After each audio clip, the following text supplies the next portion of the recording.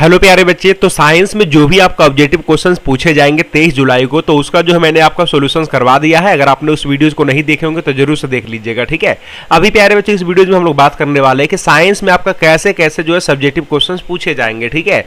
तो आइए हम बात करते हैं यहाँ पर सब्जेक्टिव का। जैसा कि यहाँ पर आप देख रहे होंगे कि 23 जुलाई का सब्जेक्टिव क्वेश्चन है क्लास 10th के साइंस का, ठीक है। तो सबसे पहली बात यहाँ पर सेक्शन बी में आपका जो सब्जेक्टिव क्वेश्चन रहता है, यहाँ पर देख रहे होंगे कि खंड बी यानी कि सेक्शन बी में आपका शॉर्ट आंसर टाइप क्वेश्चन है, ठीक है।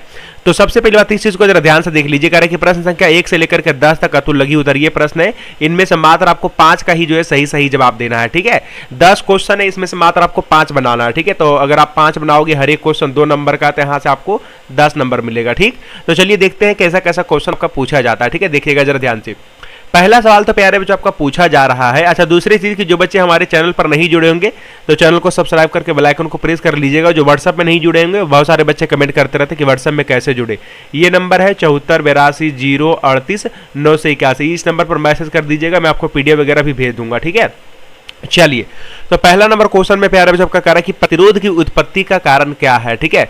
प्रतिरोध की उत्पत्ति का कारण क्या है, यानी कि जो हमारा रेसिस्टेंट है जिसको बोलते हैं, ठीक है, रेसिस्टेंस। तो ये आपका कैसे उत्पन्न होता है, इसका उत्पन्न होने का कारण क्या है, ठीक है। बस आपका 2 नंबर का है, तो 2 नंबर के लिए बस आप कितना लिखोगे, 3 से 4 लाइन लिख देना, ठीक है। उसके बाद आपको आंसर मिल जाएंगे।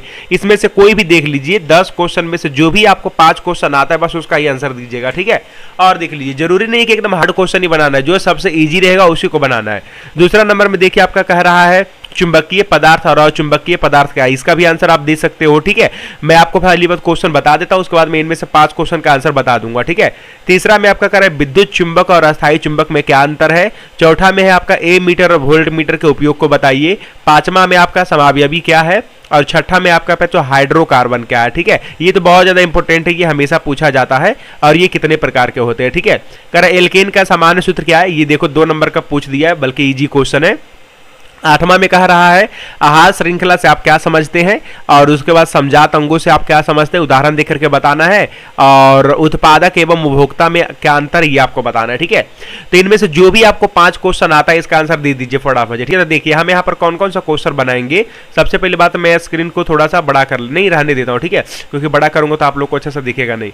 तो मैं यहाँ पर आंसर देता हूँ, देखो कौन सा क्वेश्चन का। सबसे पहली बात तो एकदम जो सबसे इजी है, जैसे कि ए मीटर वोल्ट मीटर का उपयोग क्यों बताइए, तो इस क्वेश्चन का मैं आंसर दूंगा, ठीक है। ध्यान से देखते रहिएगा, ये हमारा पहला क्वेश्चन का आंसर होने वाला है, ठीक है। ए मीटर क्या होता था, ए मीटर विद्युत धारा को मापता है, इसको श्रेणी क्रम में जोड़ते हैं। वोल्ट मीटर का उपयोग क्या है, वोल्ट मीटर आपका क्या बोलते हैं, विभव को मापता है, ठीक है, सभी स्टूडेंट को पता होगा, और इसको समांतर क्रम में जोड़ते हैं, ठीक। ये क्वेश्चन हमारा हो जाएगा। इसके बाद आप हाइड्रोकार्बन का परिभाषा लिख देना, ठीक है, क्योंकि हाइड्रोकार्बन का परिभाषा आसान है।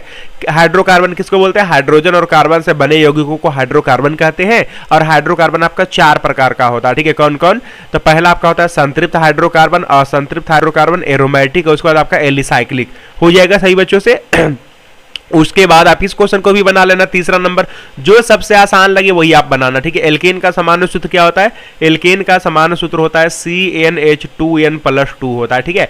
और n बराबर वैल्यू कहां से होता है, तो n बराबर आपका 1 से स्टार्ट होता है, ये बात भी आपको लिख देना है, ठीक। और उसके बाद एक क्वेश्चन और लिख दीजिए फटाफट से, ठीक है। जैसे कि मैं यहाँ पर एक बायोलॉजी का आंसर दे देता हूँ, ठीक है, बिल्कुल। हालांकि एक और क्वेश्चन का आंसर देना है, उत्पादक एवं उपभोक्ता में क्या अंतर है। उत्पादक किसको बोलते हैं, जो चीजों का उत्पादन करते हैं, जैसे कि पेड़ पौधे आपका उत्पादक है, और उपभोग मतलब जो उसको खर्च करते हैं, ठीक है, जो उसको व्यय करते हैं, जैसे कि जंगली जानवर, जीव जंतु, ये क्या है, उपभोक्ता हो गए, ठीक है। एक और क्वेश्चन का आंसर देना है, जैसे कि यहाँ पर आप विद्युत चुंबक और अस्थायी चुंबक में भी अंतर बता सकते हो, ठीक है। विद्युत चुंबक क्या है, तो विद्युत की मदद से जो आपका चुंबक बनता है उसको विद्युत चुंबक बोलते हैं, ठीक है। जैसा कि आपको पता है कि जब किसी चालक तार में विद्युत धारा प्रवाहित किया जाता है तो उसके चारों तरफ एक विद्युतीय चुंबकीय क्षेत्र उत्पन्न होता है, ठीक है। वो विद्युत के मतलब विद्युत चुंबक की तरह कार्य करता है, जिसे विद्युत चुंबक कहते हैं, ठीक है। अस्थायी चुंबक क्या होता है, जो आपका नॉर्मल चुंबक नहीं रहता है, वो आपका अस्थायी चुंबक है, ठीक है। और एक चीज ध्यान दीजिएगा, विद्युत चुंबक जो होता है वो आपका अस्थायी चुंबक होता है। कैसा चुंबक होता है, अस्थायी चुंबक, ठीक है। तो इनमें से कोई भी 5 क्वेश्चन का आंसर आप दे दीजिएगा।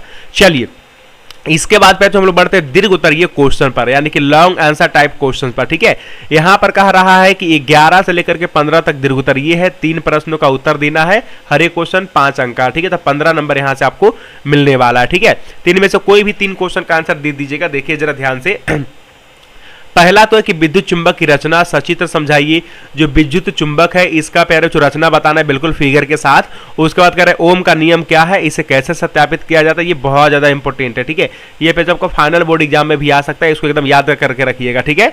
जिन बच्चों को नहीं पता है, नोट्स में मेरा सारा कुछ लिखा हुआ है, सब कुछ मैं आपको पढ़ा रहा हूँ धीरे धीरे करके, ठीक है, क्योंकि मुझे अकेले सब सब्जेक्ट पढ़ाना पड़ता है, ठीक है, क्योंकि आपको पता होगा मैं आपको ऑल सब्जेक्ट पढ़ाता हूँ, तो धीरे धीरे आपका सब सब्जेक्ट मैं खत्म कर रहा हूँ, ठीक है। लेकिन हाँ, समय से बहुत पहले मैं आपका खत्म कर दूंगा, बाकी के कई सारे और ऐसे टीचर हैं तो उनसे भी मैं बहुत आपको जो जल्दी खत्म करके दे दूंगा, ठीक है। तो अगला पैर जो का कार्य कार्बनिक यौगिकों के स्रोत एवं महत्व का उल्लेख करिए। तो कार्बनिक यौगिक क्या है, इसके स्रोत और एवं महत्व का उल्लेख करिए। इस क्वेश्चन को भी आप बना सकते हो। साबुन और अपमार्जक में आप अंतर भी बता सकते हो, ठीक है। और इसके बाद आपका जो लास्ट है, पारिस्थितिक तंत्र की संरचना का संक्षिप्त वर्णन करिए। तो ये प्यारे बच्चों आपका सब्जेक्टिव में पूछा गया सवाल है। इस तरीके से आपका क्वेश्चन आएंगे। इन सभी क्वेश्चन को आप लोग एक बार देख लीजिए अच्छे तरीके से। जो बच्चे इसके ऑब्जेक्टिव को नहीं देखे होंगे तो जरूर से जाकर के देख लीजिएगा। ऑब्जेक्टिव क्वेश्चन मैं आपको ऑलरेडी करवा चुका हूं, ठीक है। तो चलिए, उम्मीद करते हैं प्यारे बच्चों की इस तरीके से क्वेश्चंस आएंगे आपके एग्जाम में, तो एक एक क्वेश्चन को आप लोग बना दीजिएगा, ठीक है। और सोशल साइंस का भी मैं आपको करवा दूंगा। तो चलिए, अभी के लिए बस इतना ही रखते। जो बच्चे ग्रुप में नहीं जुड़े मैसेज कर दीजिएगा। मैं मिलता हूं आपको नेक्स्ट वाले क्लास में, तब तक के लिए see have a good day, bye bye.